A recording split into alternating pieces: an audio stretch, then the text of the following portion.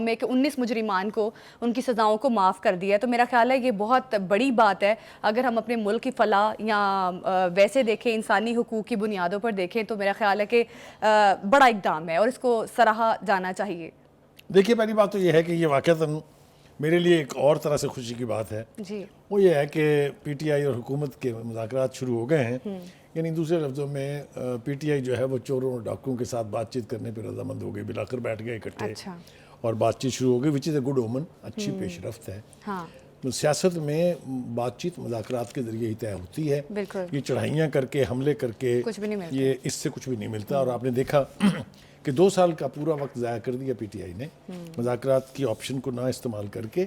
انہوں نے اپنے لیے بھی مشکلات پیدا کی ہیں اور اپنے جو فالوورز ہیں ان کے لیے بھی، کہ وہ جیلوں میں یعنی سڑ رہے، تو شاید بہت اسٹرانگ ایکسپریشن ہوگا، لیکن وہ سزائیں بھگت رہے ہیں۔ جی، یہ بھی آپ نے بالکل ٹھیک کہا کہ جن کو معافی مل گئی ہے یہ بہت اچھا اومن ہے، ان کے گھر والوں کے لیے، خود ان کے لیے بھی۔ وہ اللہ کرے کہ وہ دوبارہ اس قسم کی کسی ایکٹیویٹی میں شریک نہ ہوں جس سے ان کے فیوچر، ان کے کیریئر جو ہیں وہ بربادی کی طرف جو ہے وہ چل پڑے۔ تو ایک اعتبار سے یہ بہت اچھا فیصلہ ہے۔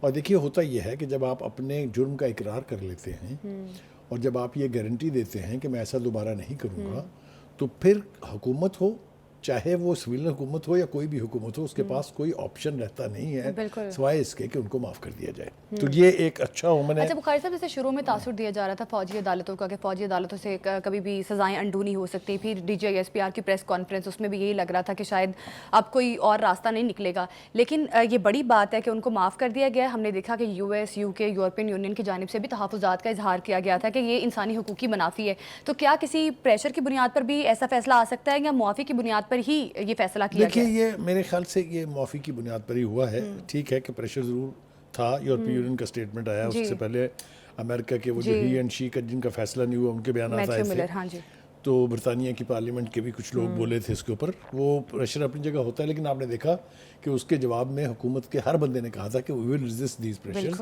they cannot interfere into our internal affairs۔ ایک یہ جو معافی والی بات آپ نے کی، یہ زیادہ امپورٹنٹ ہے، کیونکہ اگر آپ کو یاد ہو تو اپریل میں 22 لوگوں کو انہوں نے بغیر کسی ٹرائل اور سزا کے چھوڑ دیا تھا۔ جی بالکل، جن کا کم جرم تھا یا جو موقع پر موجود تھے یا انہوں نے کوئی جرم کمٹ نہیں کیا تھا ایسے۔ پھر اس کے بعد آپ نے دیکھا کہ 16 افراد کو پہلے چھوڑا، اور اب یہ باقی کے لوگ جو ہیں 19 ان کی بھی رہائی جو ہے وہ ہو گئی ہے۔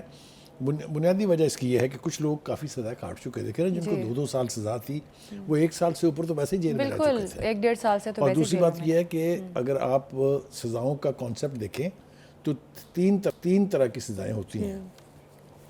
ایک ہوتی ہے ریفرمیٹو، کہ آپ سزا دیں کسی کو اور اس کو جیل کے اندر کوئی ایسا ہنر سکھا دیں کہ وہ باہر نکلے تو پھر جرم نہ کرے دوبارہ، کوئی نہ کوئی کام کر کے رسپیکٹیبلی اپنی روزی کما لے، یہ ہے ریفرمیٹو۔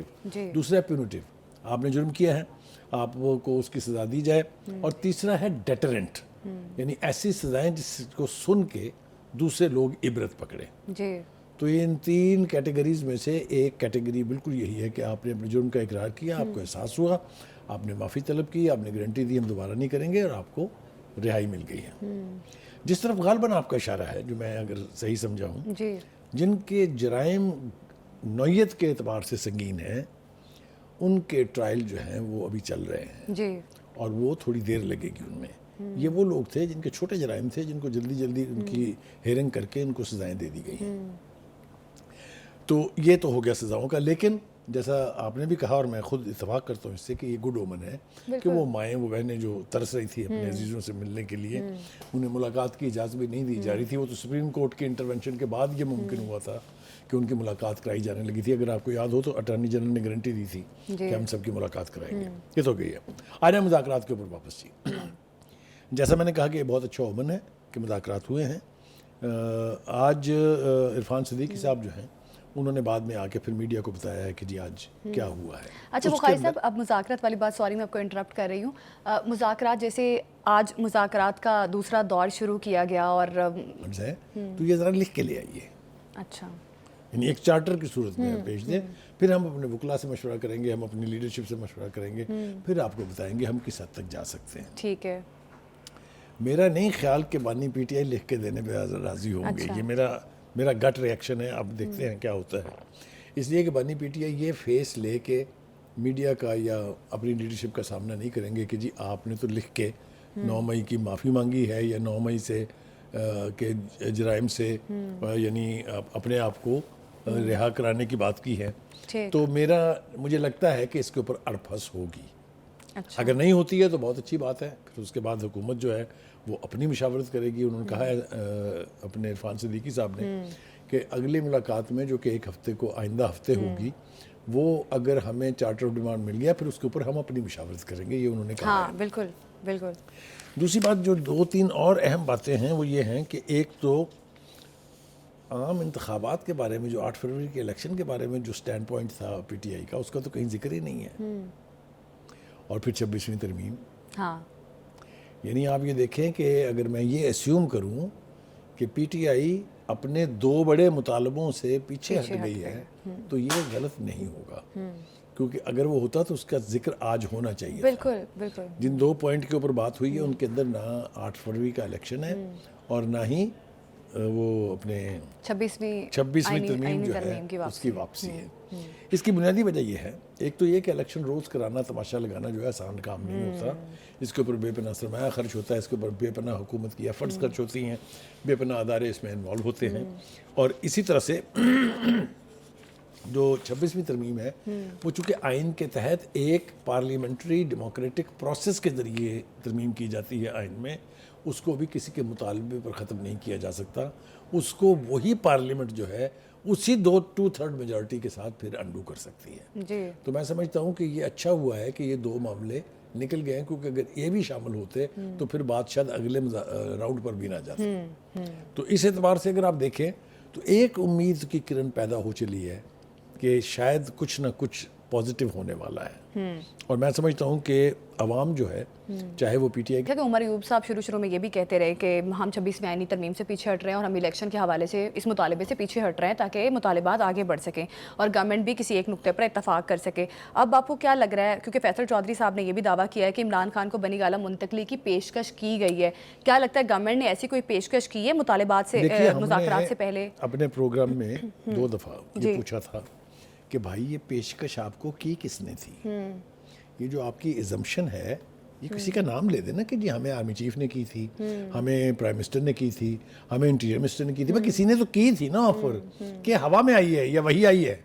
اچھا بخاری صاحب, گورنمنٹ ویسے ایسی کوئی پیشکش کر سکتی ہے اگر گورنمنٹ کے پاس یہ آپشن ہے؟ جب تو گیو اینڈ ٹیک کا مسئلہ شروع ہوتا ہے نا مذاکرات میں, تو حکومت کو بھی بہت آگے تک جانا پڑے گا. یعنی اگر مذاکرات کسی پازیٹیو سمت میں چل رہے ہیں تو اس طرح کی چیزیں ہو سکتی ہیں. مثال کے طور پر انڈرسٹینڈنگ یہ ہو کہ آپ پریکٹیکل پالیٹکس سے کو 5 سال کے لیے ذرا پرے رہیں.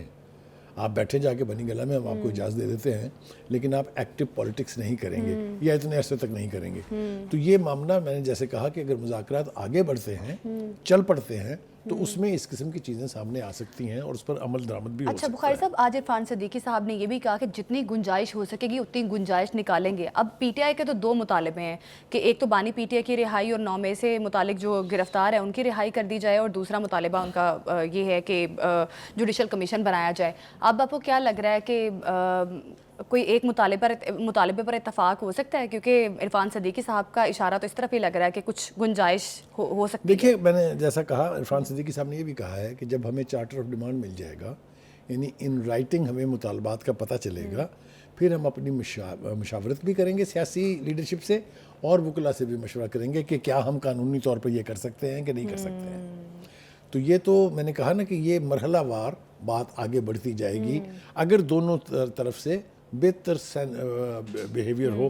آج کے حوالے سے میں یہ ضرور کہوں گا کہ عرفان صدیقی صاحب نے بھی کہا اور اسپیکر قومی اسمبلی یاز صادق نے بھی کہا اور کچھ اپوزیشن یعنی پی ٹی آئی کے لوگوں نے بھی کہا کہ آج کی گفتگو بڑے خوشگوار ماحول میں ہوئی ہے اور یہ توقع کی جا سکتی ہے کہ یہ بات آگے بڑھے گی. اچھا, تو یہ اس اعتبار سے تو اچھی. لیکن ایک اور بات جو ہے وہ یہ جو بنی گلہ کا آپ نے ذکر کیا, اس کے حوالے سے میں کہہ دوں یہ صرف اس صورت میں ممکن ہو سکتا ہے کہ آپ پے رول پر رہائی کر دیں بانی پی ٹی آئی کی. اچھا, یعنی مقدمات اور سزا اپنی جگہ, لیکن آپ پے رول پہ چھوڑ دیتے ہیں. تو اس کے اوپر انہوں نے عرفان صدیقی نے کہا ہے کہ ابھی اس حوالے سے کوئی گفتگو نہیں ہوئی ہے. That means he is categorically denying کہ ہم سے کوئی اس قسم کی بات ہوئی ہے. دوسری بات یہ کہ جو ایک تاثر تھا کہ مذاکرات کہیں اور ہو رہے ہیں، میں نے دیکھا میڈیا کے اندر یہ تاثر بھی دیا گیا کہ بشرا بی بی جو ہیں وہ کسی اور جگہ مذاکرات کر رہی ہیں. یہ سب کچھ سوشل میڈیا کے اوپر ہے، اور ظاہر ہے سوشل میڈیا کا جب ہم بات کرتے ہیں تو پی ٹی آئی کا سوشل میڈیا جو ہے اس میں تو عمر ایوب نے کہا ہے کہ اور کہیں کوئی بات نہیں ہو رہی ہے، ہم جو بات بھی کر رہے ہیں وہ پارلیمنٹ کی چھت کے نیچے کر رہے ہیں. یہ بھی ایک اچھا اومن ہے.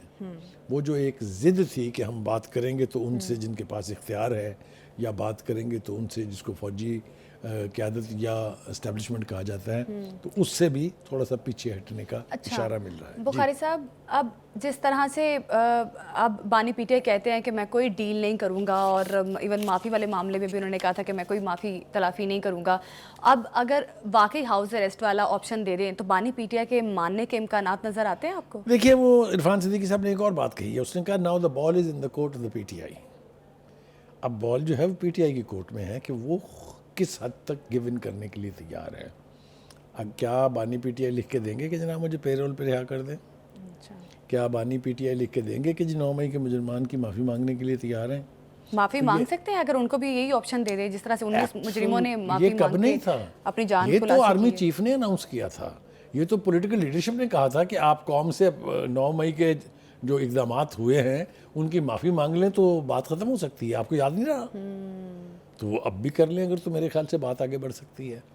لیکن جس عمران خان کو میں جانتا ہوں، جس کے خون میں کے قطرے قطرے میں ضد بھی ہے، ایروگنس بھی ہے، انا بھی ہے، وہ اس کے اوپر کیسے راضی ہوں گے میں نہیں کہہ سکتا. لیکن سیاست میں کہتے ہیں نا کہ نتھنگ از فائنل، کوئی بھی بات حتمی نہیں ہوتی ہے، تو اس لیے کچھ بھی ہو سکتا ہے. اب ہمیں توقع رکھنی چاہیے کہ اگلے ہفتے جب یہ مذاکرات دوبارہ شروع ہوں گے تو اللہ کرے بیٹر سینس پریویلز اور یہ بات چیت کسی صورت میں آگے بڑھے، کیونکہ اس کے علاوہ کچھ دیکھیں بات چیت تو اسی صورت میں آگے بڑھ سکتی ہے نا کہ بانی پی ٹی آئی اپنی رویے میں کوئی لچک دکھائیں، اور اگر بانی P T I house arrest والی آپشن یا جو ابھی دی تو نہیں ہے گورنمنٹ نے ڈائریکٹلی، لیکن انڈائریکٹ جو چیزیں چل رہی ہیں ہاؤس اریسٹ والی آپشن یا 9 مئی سے متعلق معافی مانگ، تو اس سے پھر اگر ایسا کر بھی لے بانی پی ٹی آئی تو آپ کو نہیں لگتا کہ پی ٹی آئی کی سیاست پر اس کے گہرے اثرات مرتب ہوں گے؟ کیونکہ بانی پی ٹی آئی جو کہتے رہے نو ڈیل، میں تو عدالتوں سے رہائی، عدالتوں سے اپنے مقدمات لڑ کے باہر آؤں گا. ایک اور جملہ ایڈ کر لیں اس میں کہ چوروں ڈاکوؤں سے مذاکرات نہیں کروں گا، بہتر سمجھوں گا خودکشی کر لوں. یہ بھی انہوں نے کہا. ہاں، وہ تو اب مذاکرات تو کر رہے ہیں نا، وہ ایک اپنے بیانیے سے. چلیے، میں نے کہا نا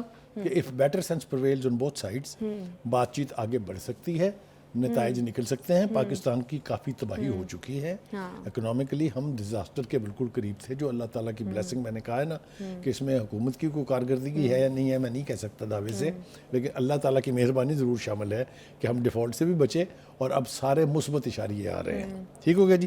دوسری بات یہ ہے کہ یہ جو 9 مئی کے لوگوں کا آپ تذکرہ کر رہے ہیں، بخاری صاحب ایک آخری سوال، 9 مئی کا ماسٹر مائنڈ جو کہا جاتا ہے، کیا اس کو سزا مل سکتی ہے دیکھیے دو یا معافی مل سکتی ہے؟ دیکھیے دو باتیں ہیں. ایک بات تو یہ ہے کہ کل کسی جرنلسٹ نے سوال پوچھا ان کے وکیل سے جو ان کی وکالت کر رہے ہیں فیلڈ جنرل کورٹ مارشل میں، کہ کیا انہوں نے سلطانی گواہ بننے کا فیصلہ کر لیا ہے. تو انہوں نے کہا کہ میں آفیشل ایکٹ کے تحت اس کی نہ تجدید کر سکتا ہوں نہ تائید کر سکتا ہوں، یعنی میں اس کے اوپر بات نہیں کر سکتا.